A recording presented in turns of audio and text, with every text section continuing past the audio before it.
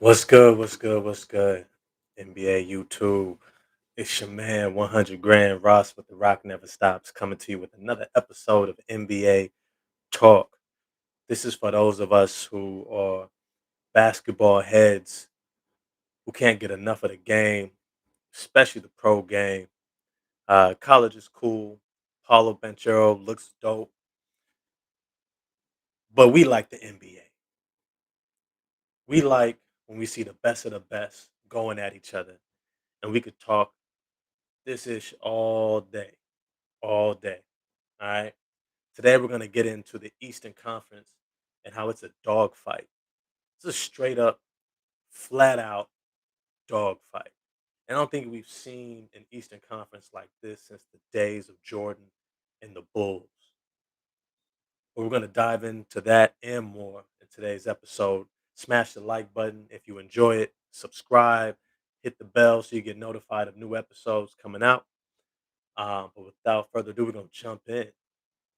Yo, let me just say off top, if you're trying to judge these conferences by the records of the top teams, you're totally gonna miss. Are the Golden State Warriors legit? Yes. Phoenix Suns? Yes. But that's the weaker conference. That's the weaker conference. Which means that they're gonna have a lot more cherry picked games where they don't exactly have to be great in order to win. In the Eastern Conference, you not only have to be great, you gotta be healthy, you gotta execute, you gotta be on your game, and any type of flaw is going to get exposed almost every single night because there's no night off.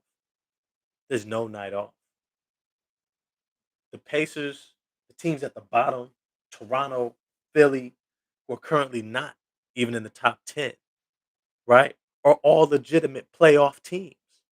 Legitimate playoff teams.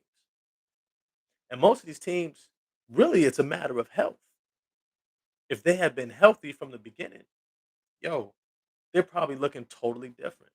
Which means that at any point in time, any of these teams can go on a run and win 5, 6 games in a row and become a number 4 seed, a number 3 seed.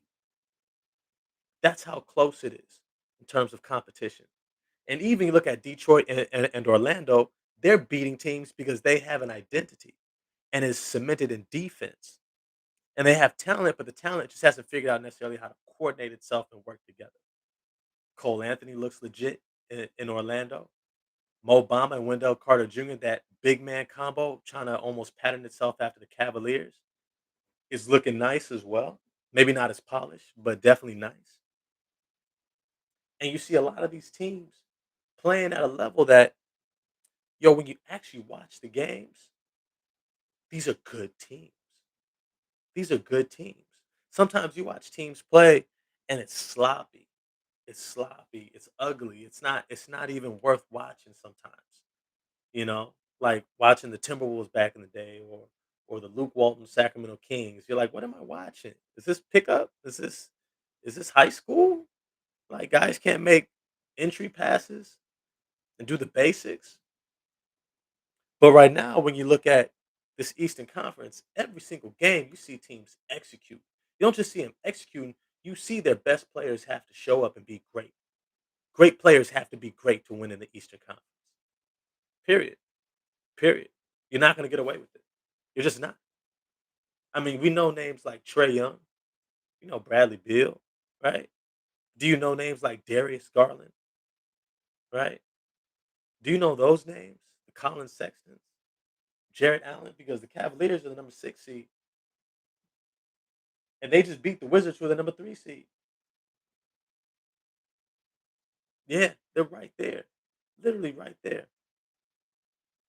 And so when you look at how these teams are shaping up, you realize that your favorite team in the Eastern Conference, yo, is likely going to be somewhere between a lottery team and a top 4 seed based upon how they did that week. How they did that week. If they won 2, 3 games in a week, you might be middle of the pack in the playoffs. You lost 2 or 3, you might be in the lottery. You might be in the lottery. And unfortunately, this draft is not that good. Yeah, you got one, maybe two really good guys at the top. Chet Holmgren is a wash. Watched that game against Duke. I didn't even notice he was out there. And he's supposed to be a top prospect. So being in lottery is going to be no reward this year unless you're the number one pick.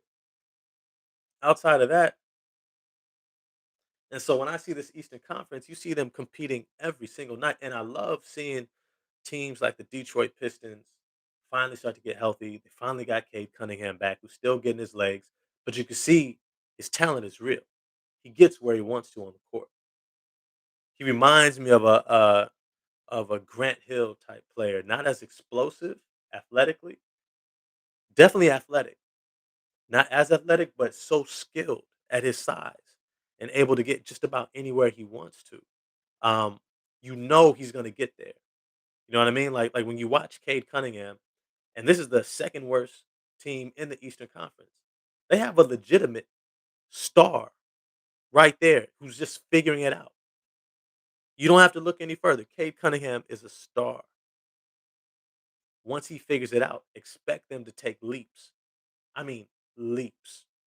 By next year, it's going to be win time. It's going to be win time. Isaiah Stewart, Jeremy Grant, Sadiq Bey, Cade Cunningham, Frank Jackson, maybe even. And you're going to start seeing them make signings. Start bringing in guys who are legitimate.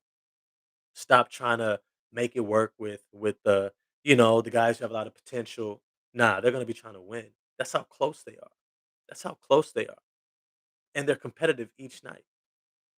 And so when you look at this Eastern Conference, what I love about it is you see teams have to play at a level that says, you know what, we're out to win, and we've got to play our best, not just because a team might have a superstar like LeBron and we're in LA and so we want to bring it. Nah, to survive in the East, you have got to play at your top level. The Toronto Raptors, you can't be hurt. Can't nobody be hurt. Fred Van Vliet has got to look great. It's got to be Kyle Lowry 2.0. Pascal Siakam has got to look all NBA. Julius Randle and the Knicks has got to be all NBA for them to have a chance to win each night. And despite being competitive is not enough. You have to have somebody who plays great. And each night you got to figure out who that guy is going to be. That's what the East is right now. That's what the Eastern Conference is looking like right now. You've got to figure out how you're going to be great every single night to win. And that's what I'm loving about this. That's what I'm loving about this. I mean, you look down this list, you got the Wizards. Yo, I believe it's Wes Unseld Jr. is the coach there.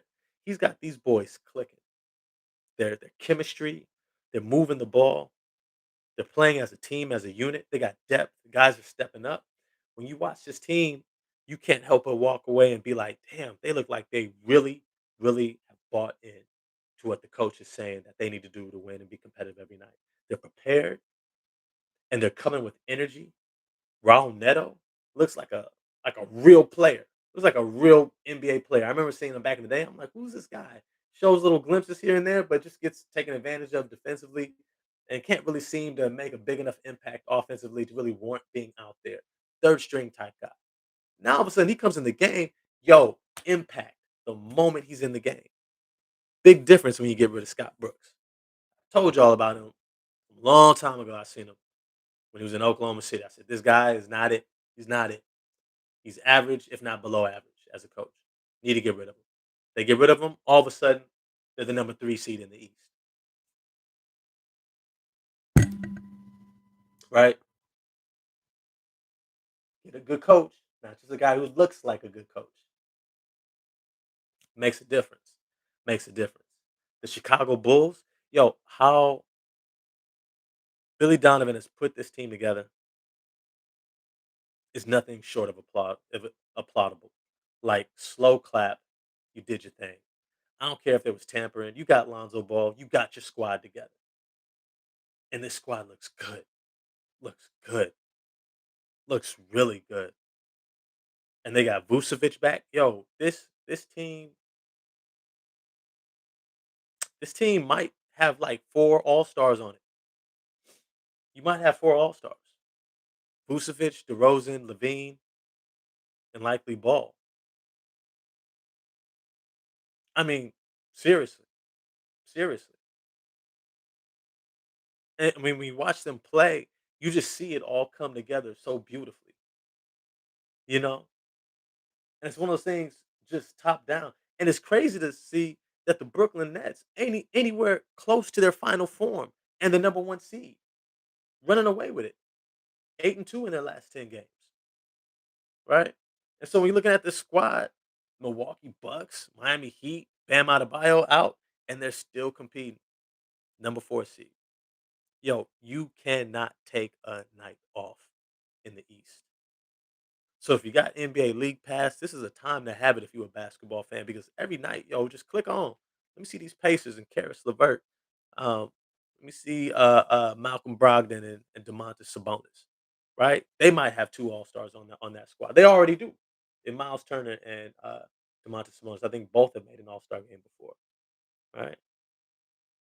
Every night, every night.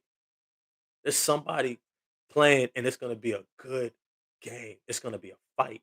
It's gonna be a 5 to 10 point difference by the end of the game, and I'm gonna be real excited. I'm probably gonna do another video as the trade deadline approaches because I think we're gonna start seeing people like John Wall's name come up. We already seen DeMarcus Cousins get added to the Milwaukee Bucks. Yo, he's gonna be so much fun to watch because he's like he can do Brook Lopez offensively, not defensively, but he's more of a beast offensively. Like, when you gotta worry about Giannis and you got unselfish guys like Middleton and Holiday who are the other co-stars, and they know they can just feed a guy like Cousins, who you gotta put your backup or secondary big against, yo, Cousins is gonna eat. He's gonna eat. I don't know if they're gonna bring him off the bench or start him. Either way, yo, Cousins, oh my goodness. He's probably finally healthy, itching to play. It's gonna be a beautiful thing to watch. I can't wait. I can't wait. But with that, that's the end of the video. If you like, please smash that like button, subscribe for me, and ring that bell so you can be notified of my next episodes. And if you have any ideas what you want me to talk about, let me in the comment section. I do respond. Peace.